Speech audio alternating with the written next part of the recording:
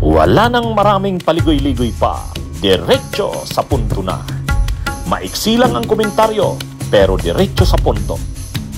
Maraming kuro-kuro, may tiwali, may totoo. Dito, sa Puntong Diretso tayo. Punto Diretso. Sa Senado, sabagay expected naman 'yun. Ganun naman talaga yung talagang talagang si Cheese naman yung pero ang kapansin-pansin lang doon, Nald, ako sa Senado, 'di ba dati pinipresent nila na 7 yung pro Duterte block na solid kay Cheese. Sa 7 na 'yon, si Bongo, si Bato, si Marcolita Padilla, saka si Aimee, tapos yung magkapatid na Villar. Pero lately, hindi na binabanggit si Villar yung magkapatid sa Duterte block. Siguro syempre Duterte naman talaga sila, pero parang ayaw na nilang nababanggit sila na kasama sa pro Duterte block. Syempre, dahil sila yung pinakamayaman na pamilya sa Pilipinas, marami silang mga negosyo, binabanata na ng presidente yung kanilang prime water, binabanata na yung kanilang mga kumpanya na parang in-overprice. So, delikado sila. Lalo na kung kalaban nila yung gobyerno.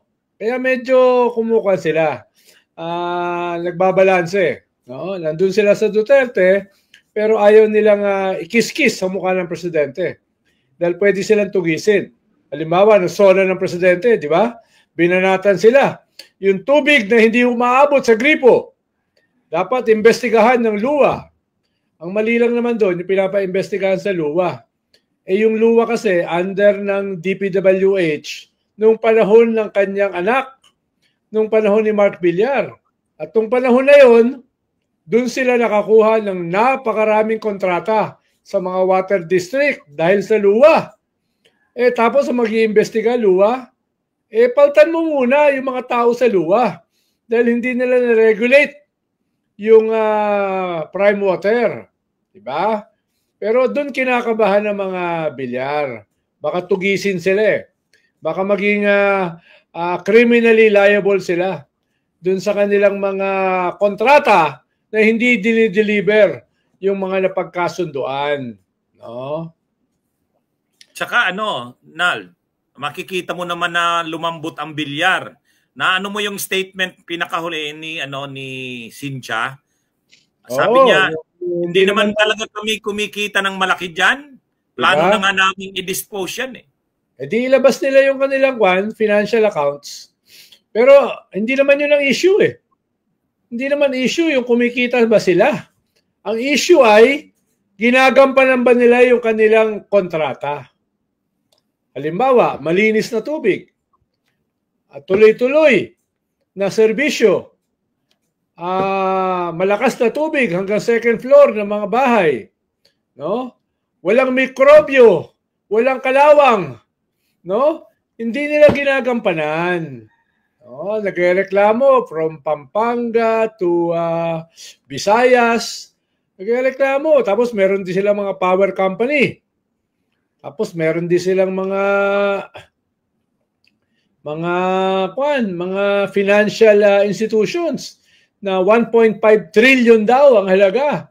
Yung pala ay overpriced daw. No, kaya pwede silang ipitin dyan, pwede silang kasuhan. Kaya ayaw nilang masyadong mapasama sa gobyerno. Pero ayaw nilang binabanggit sila na pro Duterte Block 7. Correct. Kaya makita natin yung binabanggit na lang nila Aimee sa kanila Bato 5 yung sulit. Pero malinaw naman, dinepensahan nila si Kibuloy. Dinepensahan nila si Sara, di ba? Dinepensahan nila si Digong. Malinaw naman. Nung nahuli si Digong, ay kinuha nila. Dinepensahan nila.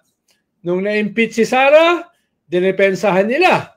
So malinaw naman yung kanilang track record sa pagsuporta from Kibuloy to Digong to Sara. Kaya hindi na nila maipapagpag yun, attorney.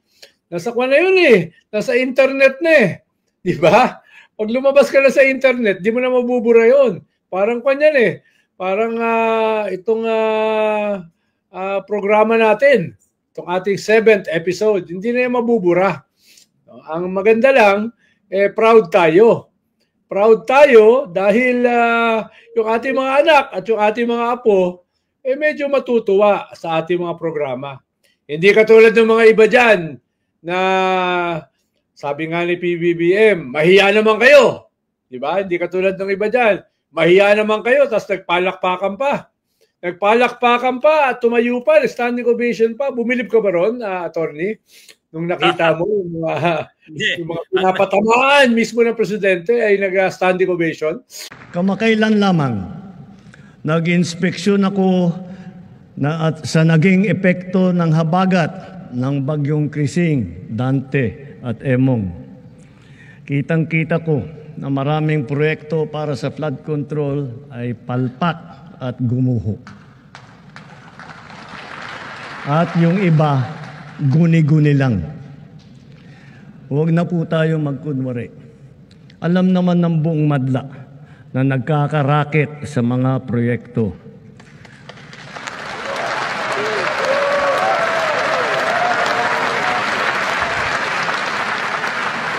Mga kickback, mga initiative, errata, SOP, for the boys. Kaya sa mga nakikipagsabwatan upang kunin ang pondo ng bayan at nakawin ang kinabukasan ng ating mga mamamayan, mahiya naman kayo sa inyong kapwa Pilipino.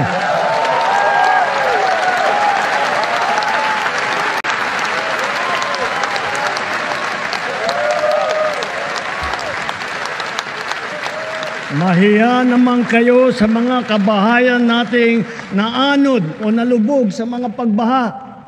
Mahiya naman kayo, lalo sa mga anak natin na magmamana sa mga utang na ginawa ninyo na binulsan nyo lang ang pera.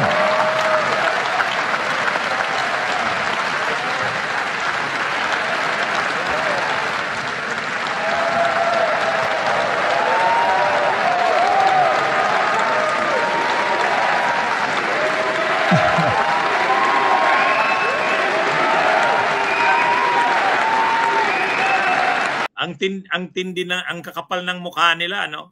Diba?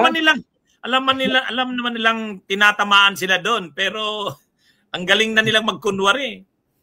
Parang nung nakaraang solo ng presidente, nung sinabi niya yung total pogo ban, eto na, yung mga pro-pogo, standing ovation, palakpakan, yung mga nakikinabang sa pogo. No? Kaya ang kakapal na mukha ng ating mga politiko talaga, no? Dapat talaga kalusin na, kailangan paltan talaga, no? Yan ang ating yan ang ating hahabulin, attorney, sa 2028. Kaya tumakbo ka na. Whether local o national, tumakbo ka na. Kailangan natin palitan yung mga yan. At kailangan may mga kandidato. Bunyog, bunyog, halikan na kasama ka. Bunyog, kapag buklod ay may pag-asa. Luzon, Visayas, Mindanao, isa ang pananaw. Sa bagong Pilipinas ang bunyog isisigaw. Bunyog, bunyog, bunyog.